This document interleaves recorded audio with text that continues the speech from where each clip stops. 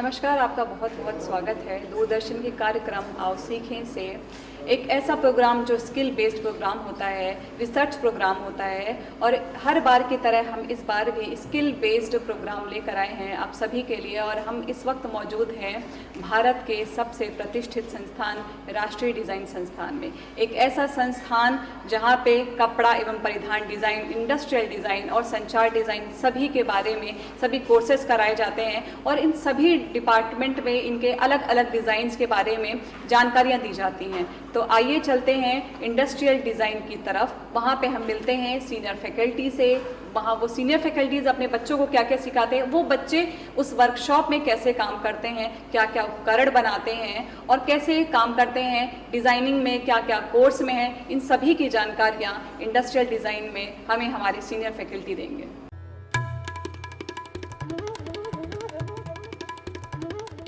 इस वक्त हम मौजूद हैं राष्ट्रीय डिज़ाइन संस्थान मध्य प्रदेश NID के औद्योगिक डिज़ाइन डिपार्टमेंट में, और हमारे साथ मौजूद है अमित कुमार गहलोत जी जो सीनियर फैकल्टी हैं। हम उनसे जानना चाहेंगे इस डिपार्टमेंट के बारे में, ये डिपार्टमेंट कैसे अपनी अर्थव्यवस्था में एक महत्वपूर्ण योगदान देता है, बच्चे इस डिपार्टमेंट में क्यों आते हैं, कितने बच्चे हैं, क्या क्या सिखाया जाता है।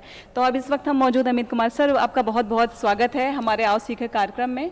और सर, मैं औद्योगिक डिज़ाइन क्षेत्र के बारे में जानना चाहूँगी, इस डिपार्टमेंट के बारे में जानना चाहूँगी, क्या कोर्स होते हैं यहाँ पे और कितनी बारीकियों से सिखाया जाता है, बच्चों को प्रशिक्षित किया जाता है। दूरदर्शन केंद्र का धन्यवाद हमें ये अपॉर्चुनिटी देने के लिए और बात करने के लिए इसके बारे में।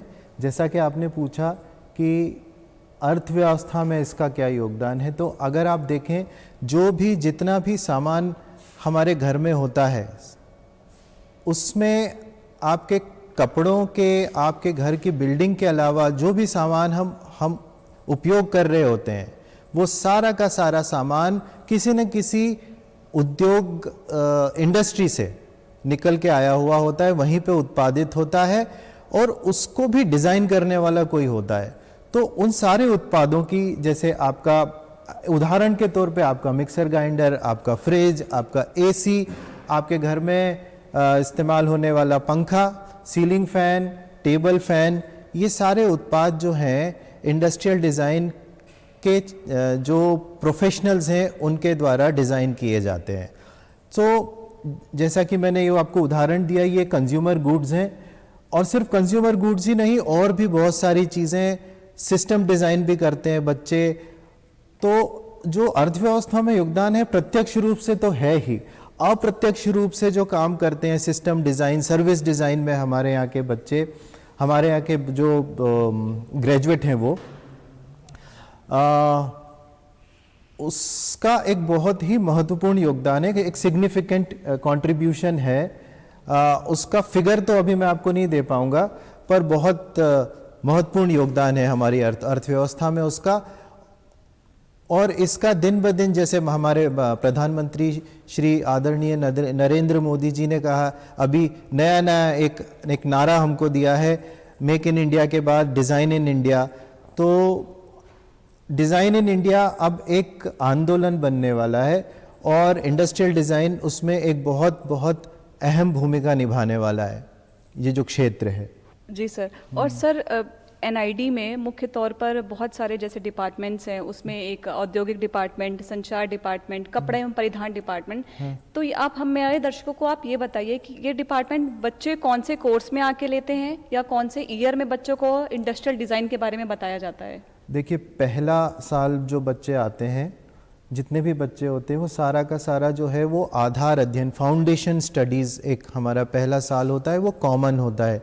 4 साल के कोर्स में पहला साल सारे बच्चे एक साथ पढ़ते हैं, और जो आधारभूत शिक्षा होती है डिज़ाइन की उसको लेते हैं। उसमें रंगों के बारे में बताया जाता है और डिज़ाइन के को किस तरह से डिज़ाइन के संदर्भ में ड्राइंग कैसे की जाएगी वो सीखा जाता है। ड्राइंग का तो कलाकार भी करता है, पर कलाकार जब चित्र बनाता है, ड्राइंग करता है, तो वो अपना एक विचार को प्रस्तुत करता है। पर जब डिज़ाइनर कोई ड्राइंग बनाता है तो उसके पीछे एक उद्देश्य होता है, उसके पीछे वो जो भी उसका आइडिया है, जो भी उसका विचार है, वो उसको कम्युनिकेट करना चाहता है, वो उसको बताना चाहता है। ये एक मूल कारण होता है। और भी कई तरह के मतलब उसमें बहुत सारी निटिग्रिटीज़ होती है, बहुत सारे नुआंसेस होते हैं जो डिज़ाइन ड्राइंग में सीखते हैं बच्चे। तो डिज़ाइन ड्राइंग एक कोर्स है, वो रंगों के बारे में फाउंडेशन पहले साल में सीखते हैं। वो हमारे डिज़ाइन के संदर्भ में हमारे संस्कृति किस तरह से जुड़ी हुई है, उसको किस तरह से ध्यान रखना है, डिज़ाइन में किस तरह से हमारे सांस्कृतिक मूल्यों को हम जोड़ेंगे, उसकी भी पढ़ाई होती है। उसके लिए भी एक अलग से छोटा सा एक मॉड्यूल होता है। और सर, जैसा कि आपने बताया कि एनआईडी का औद्योगिक डिज़ाइन जो डिपार्टमेंट है वो मुख्यतः तौर पर मेक इन इंडिया पे जोर देता है। तो सर, मैं आपसे ये भी जानना चाहूँगी कि क्या एनआईडी में औद्योगिक डिज़ाइन डिपार्टमेंट में जो मौजूद होने वाली मशीनें हैं, जो छोटी छोटी जिसे बच्चे डिज़ाइन करते हैं, जो बहुत छोटी छोटी मशीनरी इक्विपमेंट्स हैं, तो क्या वो भी मेक इन इंडिया है? देखिए, ज़्यादा जानकारी तो मुझे नहीं है, पर यहाँ पे जो भी चीज़ें यहाँ पे मशीन और टूल्स जो यहाँ पे प्रोक्योर किए जाते हैं वो सारे सरकारी नियमों के अंतर्गत ही किए जाते हैं। सर, मैं आपसे ये जानना चाहूँगी कि यहाँ पे जब बच्चे सीखते हैं तो वो कितना ज़्यादा नौकरी की तरफ जाते हैं या कितना स्टार्टअप खुद के खोलने की कोशिश करते हैं, या उस ओर भागते हैं, या उस विकास की ओर दौड़ते हैं? दोनों ही तरह से हमारे बच्चे जो हैं दोनों ही क्षेत्रों में रुचि रखते हैं। हमारे बहुत सारे बच्चों ने अपने कुछ उपक्रम शुरू भी किए हैं जी। और हमारे बहुत सारे बच्चे बड़ी बड़ी कंपनी में काम कर रहे हैं, प्रतिष्ठित कंपनियों में काम कर रहे हैं। जैसा कि हमें बताया इंडस्ट्रियल डिज़ाइन के बारे में, बच्चे क्या क्या सीखते हैं, घर के छोटे छोटे उपकरण कैसे बनाते हैं, अब हम इसी वर्कशॉप में चलेंगे और इसी वर्कशॉप में बच्चों के बनाए गए उपकरण देखेंगे, बच्चे क्या सीख रहे हैं अपने फैकल्टी से, वो सारे वर्कशॉप के बारे में हम अपने दर्शकों के साथ को दिखाएंगे।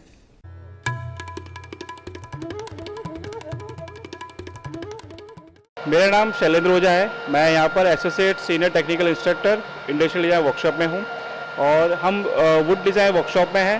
ये सीएनसी राउटर मशीन है। इसमें बेसिकली 2D और 3D जो प्रोफाइल्स होती हैं वुड डिज़ाइन की, कॉम्प्लेक्स सिंपल प्रोफाइल्स, वो सारी इसमें बना सकते हैं। तो फर्स्ट स्टेप ये होता है कि हम डिजिटल स्केच और मॉडल डेवलप करते हैं, फिर इसको सॉफ्टवेयर के थ्रू प्रोग्राम बना के हम मशीन में इंपोर्ट करते हैं और उससे हम कोई भी डिज़ाइन कितने भी कॉम्प्लेक्स हो या सिंपल, हम उसको मशीन पे इजीली बना सकते हैं। जैसे कुछ सैंपल्स हैं, ये इस टाइप की वुड कट हमने प्रोफाइल्स बनाई हैं और एक प्रोफाइल ऑलरेडी यहाँ पर चल रहा है। तो ये स्टूडेंट हैं और इनका ही डिज़ाइन चल रहा है। तो आइए इनसे पूछते हैं कि क्या डिज़ाइन है, कैसे प्रिपेयर किया और ये क्या सीख रहे हैं। हेलो, मेरा नाम पिंगला, मैं ओरिजिनली मुंबई की हूँ और मैं 3rd year industrial design student हूँ। इधर हमारा फर्नीचर डिज़ाइन का कोर्स चालू है और इसके लिए हम चेयर की सीटिंग बना रही हूँ मैं। तो इसके लिए प्रोसेस था, ओरिजिनली मुझे चेयर के फ्रेम होने के बाद एक पर्सन जिस कॉन्टेक्स्ट और यूज़र के लिए मैं चेयर बना रही हूँ उस कॉन्टेक्स्ट के अर्गोनॉमिक्स फॉर्म्स लेकर उसके प्लेन डिज़ाइन करना है। तो प्लेन ओरिजिनली 3D मॉडल किया था सॉफ्टवेयर में और वंस वो 3D मॉडल हुआ तब ये हमने वुड का प्लेन रेडी किया। तो उसके लिए भी हमें वुड का थिकनेस, प्लेन, फिर टाइप ऑफ वुड, यहाँ पर मैंने टीक वुड यूज़ किया है। तो उसका मॉइस्चर कंटेंट भी हमें मेजर करना होता है। उसका अकॉर्डिंग टू मेजरमेंट्स एक बार प्लान बनाया जाएगा, फिर हमें हमारे चेयर के मेजरमेंट्स के अकॉर्डिंग इधर फिट करके अगेन सॉफ्टवेयर में मॉडल करके करना होता है ना। जैसे सर ने एक्सप्लेन किया, टाइप्स ऑफ CNC कटिंग भी होते हैं जहाँ यहाँ पर थ्रू एंड थ्रू है, तो ये एक ही एक्सेस से निकल रहा है, बट यहाँ पर सरफेस है तो ये XYZ तीनों एक्सेस से निकलते जाएगा लेयर बाय लेयर। तो जैसे हम 3rd ईयर में, तो अभी हम सरफेस के साथ भी प्ले कर रहे हैं अकॉर्डिंग टू ह्यूमन अर्गोनॉमिक्स।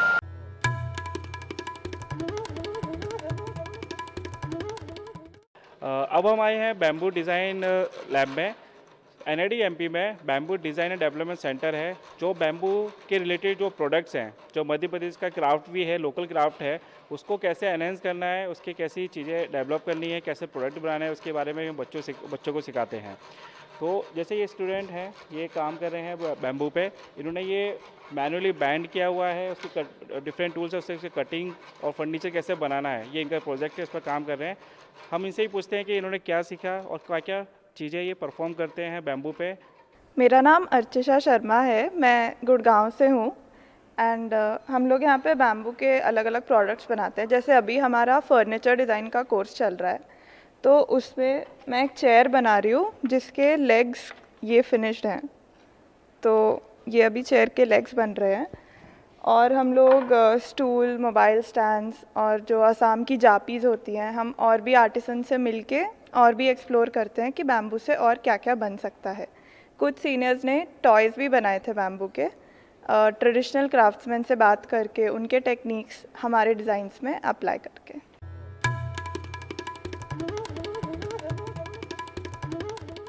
अभी हमने वुड वर्किंग और बैम्बू डिज़ाइन की फैसिलिटीज़ देखी और जो बच्चे इस पर काम कर रहे थे वो चीज़ें देखी। अभी हम आपको लेके आए हैं एक फाइनल प्रोटोटाइप डेवलपमेंट पे कि बच्चे कैसे फाइनल प्रोडक्ट बनाए हैं और उसकी क्या क्या चीज़ें, फिनिशिंग, क्या क्या कंपोनेंट इसमें यूज़ होते हैं। और ये इसका सैम्पल है कि फर्नीचर डिज़ाइन में क्या क्या चीज़ें सिखाई जाती हैं और कैसे फर्नीचर डिज़ाइन डेवलप होता है। तो हमारे साथ है कुलदीप, ये 3rd ईयर स्टूडेंट है, इन्होंने ये फर्नीचर डेवलप किया है, इसके बारे में ये बताएंगे। तो बेसिक हम सब लोगों ने स्टार्ट किया था, हम सब लोगों ने एक टेक्टोनिक मॉडल, मतलब इसके 3D आइट्रेशंस के साथ चालू किया था। उसके बाद फिर हमने उसके ऊपर लोड बेयरिंग के टेस्ट किए थे, जिसमें हमने 3D मॉडल से देखा था कि कितना लोड बेयर कर सकता है और स्ट्रक्चर फीजिबल है कि नहीं। और उसके बाद हम लोग 3D मॉडल बनाने, एक्चुअल इसको इम्प्लीमेंट करने पे स्टार्ट किया था। तो इसका कॉन्सेप्ट बेसिकली ये है कि ये एक टाइप का स्टैक है, हॉरिजॉन्टली स्टैकेबल चेयर है। तो अगर आपके पास इसका ये कॉपी हो तो आप उसको आगे से स्टैक कर सकते हैं। हाँ, अभी के लिए इतना ही है इसका। और इस पे 2 कंपोनेंट्स रहेंगे, बैक रेस्ट और सीटिंग। अभी जो बैम्बू डिज़ाइन की फैसिलिटी हमने देखी, जो टूल्स और मशीनरीज हम यूज़ करते हैं, उसी का ही एक प्रोडक्ट है बैम्बू डिज़ाइन का और डेवलपमेंट का, जो इस मिस्टर गौतम ने डेवलप किया है।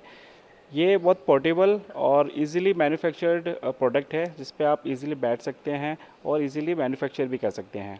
तो ये हमें सिखाया गया था बेसिक मटेरियल एंड मेथड्स में, और हमें बहुत सारे मटेरियल्स में इंट्रोड्यूस करा गया एंड उसमें एक था बैम्बू।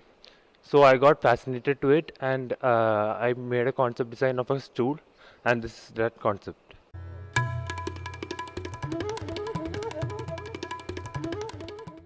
अभी हम हैं IT assisted lab industrial design workshop की। बेसिकली यहाँ पर जो मशीन्स हैं वो कंप्यूटर कंट्रोल मशीन्स हैं, जो कंप्यूटर के द्वारा डिज़ाइन बना के हम सीधा मशीन पे कट कर सकते हैं। तो ये जो मशीन है, ये है CO2 लेज़र कटिंग मशीन और एंग्रेविंग मशीन। इस पे हम सारे नॉन मटेरियल्स हम इसमें कट कर सकते हैं और जिसकी फिनिशिंग और प्रिसीजन काफ़ी अच्छा होता है। जैसे नॉर्मल मशीन्स पे हम कटिंग टूल्स यूज़ करते हैं कटिंग के लिए, जबकि इस मशीन में CO2 और लेज़र यूज़ की जाती है मटेरियल को कट करने के लिए। जैसे ये सैम्पल्स हैं, ये डिफरेंट प्रोफाइल से 2D में बेसिकली हम इसमें कट कर सकते हैं। ये प्लास्टिक मटेरियल है, वैसे हम वुड में, लकड़ी में या MDF में हम इजीली कट कर सकते हैं। तो हमने एक प्रोग्राम सिस्टम में बनाया हुआ है। इस प्रोग्राम को हम इस मशीन में ट्रांसफ़र करेंगे यहाँ से। फिर इस मशीन में जाके हम इसको ऑपरेट करेंगे और डायरेक्टली हम प्रोसेस स्टार्ट कर सकते हैं। तो आप देख सकते हैं कि इसमें लेज़र यूज़ किया जा रहा है मटेरियल को कट करने के लिए, जिसकी वजह से इसकी एक्यूरेसी और फिनिशिंग काफ़ी अच्छी होती है। अब आप देख सकते हैं इसमें लेज़र लाइट है और लेज़र है जो सोर्स ऑफ पावर है और कटिंग टूल है, वो यूज़ करते हैं हम मटेरियल को कट करने के लिए। और ये मटेरियल है MDF, और जो प्रोग्राम हमने कंप्यूटर से इस मशीन में ट्रांसफ़र किया था वो सेम प्रोग्राम यहाँ पे कट हो रहा है। और ये बेसिकली यूज़ किया जाता है कॉम्प्लेक्स डिज़ाइन को करने के लिए जो हाथ से नहीं हो सकती, या छोटे छोटे प्रोटोटाइप या सैम्पल्स हमें बनाने हैं, या किसी चीज़ पे हमें नाम लिखना है वुड के या एक्रेलिक किसी भी मटेरियल पे, वो हम कर सकते हैं। जैसे कुछ सैम्पल्स हैं, इस टाइप की ट्रॉफीज़ हम बना सकते हैं, इस टाइप के इंस्टीट्यूट के लोगोज या कुछ नाम हम डिटेल हमें लिखनी है वो हम कर सकते हैं, ताकि वो इजीली और अच्छा दिखाई दे।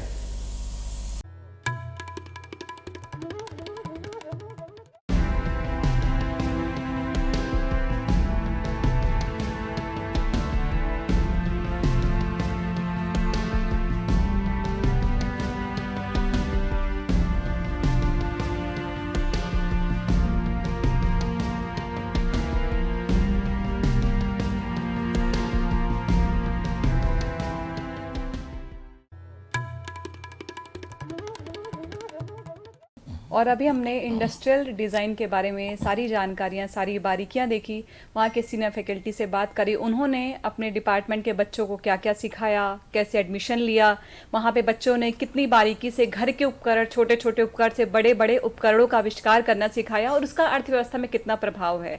अब हम चलेंगे NID के डायरेक्टर मैम के पास में, जो हमें NID की अवेयरनेस, NID से जुड़ी सारी छोटी छोटी जानकारियाँ देंगी। मैम, आपका बहुत बहुत स्वागत है दूरदर्शन के कार्यक्रम आओ सीखें से।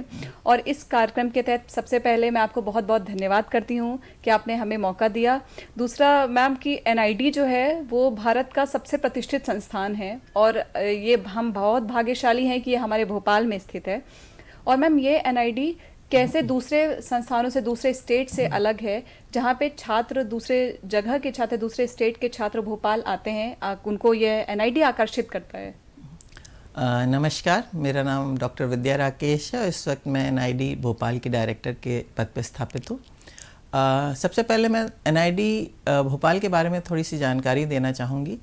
भोपाल जो कि देश के मध्य में स्थित है और NID का जो एंट्रेंस एग्ज़ाम होता है वो देश भर में आयोजित होता है, तो हम देश भर के स्टूडेंट्स को आकर्षित करते हैं। वहाँ सारे देश के लोग जो है वो इसका एग्ज़ाम देते हैं और यहाँ पे आते हैं। भोपाल में होने के नाते भोपाल की जो नेचुरल चीज़ें हैं, जैसे यहाँ पे ट्राइबल पॉपुलेशन बहुत ज़्यादा है, जैसे यहाँ पे फॉरेस्ट बहुत ज़्यादा है, जैसे यहाँ पे बैम्बू का काम बहुत ज़्यादा होता है, तो हमारे यहाँ जितनी भी ट्रेनिंग्स होती हैं, जो भी कोर्सेज़ हैं, उसमें बच्चों को इस तरह की जानकारी ज़रूर मिलती है, हैंड्स ऑन जानकारी ज़रूर मिलती है, जिसमें चाहे वो बैम्बू से रिलेटेड काम हो, ट्राइबल आर्ट के बारे में हो, ट्राइबल क्लोथिंग के बारे में हो, ट्राइबल कल्चर के बारे में उनको जानकारी मिलती है। तो भोपाल में होने के नाते हम इन चीज़ों पे एम्फसाइज़ करते हैं। हम अपना जो कोर्स पढ़ाते हैं, चाहे वो टेक्सटाइल एंड अपैरल के बारे में हो, चाहे वो इंडस्ट्रियल डिज़ाइन के बारे में हो, चाहे वो कम्युनिकेशन के डिज़ाइन के बारे में हो, वो कहीं ना कहीं इस तरफ घूमता है, क्योंकि हम फोकस में हैं। हम यहाँ पे जो NID में जो चीज़ें हैं उन पे एम्फसिस देते हैं। मैम, जैसे कि आपने हमें बताया कि मध्य प्रदेश एक ट्राइबल स्टेट के नाम से भी जाना जाता है, यहाँ पे ट्राइबल जनजाति सबसे ज़्यादा हैं, तो मैम NID कितनी सीट उनकी रिज़र्व करता है और भारत सरकार की तरफ से कितनी सीटें जो है NID को रिज़र्व करने के लिए दी गई हैं अनुसूचित जाति और अनुसूचित जनजातियों के लिए, ताकि वो भी अपने बराबर तौर पर अपना विकास कर सके और इस डिज़ाइन के स्किल्स को सीख सके, जान सकें? देखिए, भोपाल में होने के नाते और ट्राइबल एरिया में होने के नाते तो कोई ट्राइबल सीट रिज़र्व नहीं है, लेकिन जो गवर्नमेंट ने रिज़र्व कर रखी हैं अपने रोस्टर में, जनरल की सीट, OBC की सीट, ट्राइबल की सीट और शेड्यूल कास्ट की सीट, वो सीट वैसे ही यहाँ पे भी रिज़र्व है, उसी रेशियो में, कोई रेशियो में फ़र्क नहीं है। तो जो सरकार ने स्थापित किया हुआ है उसी रेशियो में यहाँ पे सीट हैं। और ट्राइबल सीट्स के लिए हमें थोड़ा प्रयास करना पड़ता है और ज़्यादा एफर्ट डालना पड़ता है, क्योंकि काफ़ी बच्चों के पास जानकारी भी नहीं है इस चीज़ की कि हम यहाँ पे हैं या इस तरह का डिज़ाइन रिलेटेड कोई कोर्स होता है। तो हम भी इस बार प्रयास कर रहे हैं। हमने अभी स्कूल्स के साथ भी कोलैबोरेशन किया है, जिसमें हम स्कूलों को बता रहे हैं कि हमारा एडमिशन कब होता है, कैसे होता है, क्या प्रयास उसके लिए बच्चों को करने चाहिए, कैसे उनको फॉर्म भरना है, कैसे हम स्कॉलरशिप प्रोवाइड करते हैं बच्चों को, हम कैसे उन्हें देश में जो स्कॉलरशिप प्रोवाइड की जा रही हैं, चाहे SC ST की हो, चाहे अन्य चीज़ों की हो, और जो NID खुद स्कॉलरशिप दे रहा है, उन स्कॉलरशिप के बारे में भी हम बच्चों को जानकारी देते हैं। मैम, NID में सिर्फ भोपाल के बच्चे नहीं हैं या मध्य प्रदेश के सिर्फ बच्चे नहीं हैं, हम अदर स्टेट्स के बच्चे भी, बहुत सारे बच्चे हैं यहाँ पे, अदर स्टेट के शायद ज़्यादा बच्चे हैं यहाँ पे, और मध्य प्रदेश के और मैम मध्य प्रदेश में होने के नाते हम ये उम्मीद करते हैं कि एनआईडी में मध्य प्रदेश के बच्चे भी बहुसंख्यक में होने चाहिए जैसे अदर स्टेट्स के बच्चे होते हैं। तो मैम इसका क्या सबसे बड़ा कारण होता है कि मध्य प्रदेश के बच्चे कम हैं या भोपाल से बच्चे एनआईडी में कम आते हैं? देखिए, ये एनआईडी जो है एक इंस्टीट्यूट है सेंट्रल गवर्नमेंट का, जहाँ मिनिस्ट्री ऑफ कॉमर्स के अंडर में आते हैं। तो कई इंस्टीट्यूट्स में आपने सुना होगा कि रीजनल पॉपुलेशन को के लिए कुछ सीट रिजर्व करा दी जाती हैं, लेकिन चूंकि ये सेंट्रल गवर्नमेंट का इंस्टीट्यूट है तो इसलिए यहाँ पे ऐसा कोई रीजनल पॉपुलेशन के लिए सीट रिजर्व नहीं है। ऑल इंडिया लेवल पे एग्ज़ाम होता है, उस एग्ज़ाम को क्वालिफाई करके बच्चे आते हैं, तो सभी जगह से आते हैं जी। और क्या करना चाहिए इसके लिए, तो हमने जैसे बताया कि हमें प्रयास करना है कि हम और लोगों तक, ज़्यादा से ज़्यादा लोगों तक पहुँच पाएँ। तो हमने इस बार शुरू किया है ये प्रयास कि हम स्कूलों के साथ संपर्क कर रहे हैं और हम अपने यहाँ हमने एक ऐसा कार्यक्रम भी किया है जिसे हम डिज़ाइन शिविर कहते हैं। इसमें हम स्कूल के बच्चे, जो बच्चे 9, 10th, 11th, 12th में होते हैं, उनको इनवाइट करते हैं अपने यहाँ 1 हफ्ते के कार्यक्रम के लिए कि हम उन्हें बता पाएँ कि एनआईडी में क्या होता है।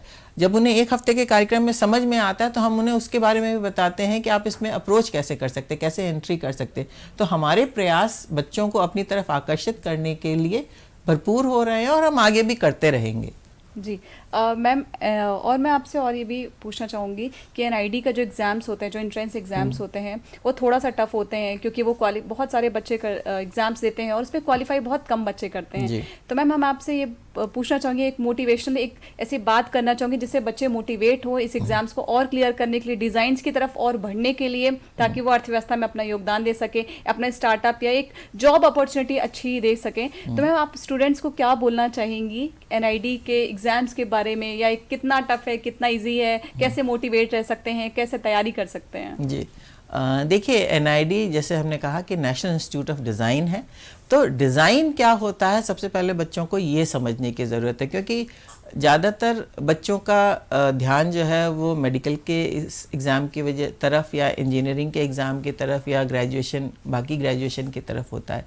लेकिन एनआईडी जब डिज़ाइन पढ़ाता है तो डिज़ाइन केवल इस हिसाब से नहीं पढ़ाता है कि डिज़ाइन पढ़ा दी गई है, बच्चे को इतनी स्किल दी जाती है कि वो जॉब क्रिएटर बन सके, यानी दूसरों को नौकरी दे सके, उसके लिए उसको बहुत सारी स्किल दी जाती है।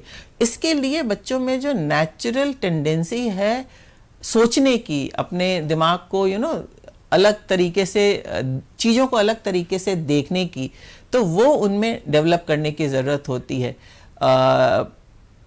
बच्चों में एक जो डिज़ाइन कैपेबिलिटी है, हमारे एग्ज़ाम उसी को असेस करने की कोशिश करते हैं और उसमें ना केवल उनकी ड्राइंग कैपेबिलिटी कि वो ड्रॉ कर सकें, लेकिन वो चीज़ों को अलग नज़रिए से कैसे देख सकें। जैसे हम किसी चीज़ को देखते हैं, शायद हम इस गमले को देख रहे हैं तो हम कुछ और देख रहे हैं, लेकिन जब एक डिज़ाइन वाला बच्चा इसको देखेगा तो ये देखेगा कि इसका आकार कैसा है, इसका शेप कैसा है, कितना बड़ा है, इसका और टेबल का प्रोपोर्शन क्या है, ये सारी चीज़ों में तो वो नज़र बच्चों को अपने अंदर विकसित करनी चाहिए। और ये डिज़ाइन का एग्ज़ाम जो है ये इसी के असेसमेंट का एग्ज़ाम होता है कि आपके अंदर जो इनहेरेंट डिज़ाइन कैपेबिलिटी है वो निकल के आए।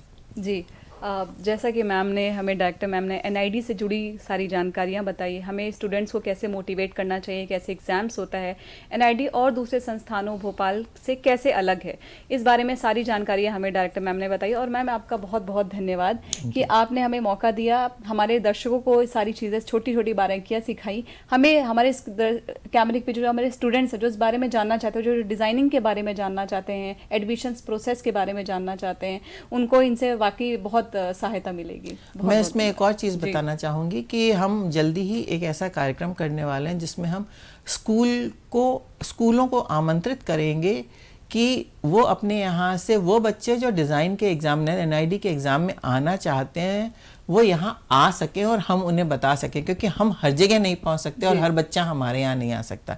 लेकिन हम एक अपॉर्चुनिटी देंगे सारे स्कूलों को कि वो क्या कहते हैं, एडमिशन रिलेटेड इन्फॉर्मेशन उन्हें दी जाएगी। तो वो उसके लिए हम लोगों को इनवाइट करेंगे, हम अपने वेबसाइट पे डालेंगे इस चीज़ को और बाकी स्कूलों में भी इसके बारे में बताएंगे। और हम चाहेंगे कि जो बच्चों को ये जानकारी मिले वो जिस दिन भी हम बताएं वहाँ यहाँ आएँ और समझें कि एग्ज़ाम को कैसे देना है या कैसे पेपर भरना है, हम क्या स्कॉलरशिप की सुविधा प्रोवाइड करते हैं, हम एडमिशन में क्या हेल्प करते हैं, उसके बारे में वो यहाँ से जान सकें, वो आके यहाँ पे जान सकें। जैसा कि मैम ने बताया कि बहुत सारी स्कीम्स, बहुत सारे छोटे छोटे ऐसे कार्य किए जा रहे हैं लोगों को, बच्चों को आमंत्रित करने के लिए, एनआईडी की तरफ आकर्षित करने के लिए, जोर देने के लिए कि बच्चों को क्यों चुनना चाहिए, डिज़ाइंस की तरफ बढ़ाने के लिए। तो एनआईडी का ये जोरदार प्रयास है, डायरेक्टर मैम का एक बहुत अच्छा उम्दा प्रयास है, ताकि हर एक स्टूडेंट्स हर स्कूल्स में जाके डिज़ाइनिंग के बारे में, औद्योगिक डिज़ाइन के बारे में, कम्युनिकेशन डिज़ाइन के बारे में, कपड़ा परिधान डिज़ाइन के बारे में छोटी छोटी बारीकियाँ डिज़ाइन बताई जा रही हैं, ताकि उन बच्चों को जो थोड़ा भी डिज़ाइनिंग में, ड्राइंग में इंटरेस्ट रखते हैं, वो बच्चे एग्ज़ाम्स को क्लियर करें, उसका कट ऑफ देखें, अपने पूरी मेहनत के साथ में 12th के बाद में इस एग्ज़ाम्स को क्वालिफाई करके एनआईडी भोपाल में एडमिशन्स ले सकें।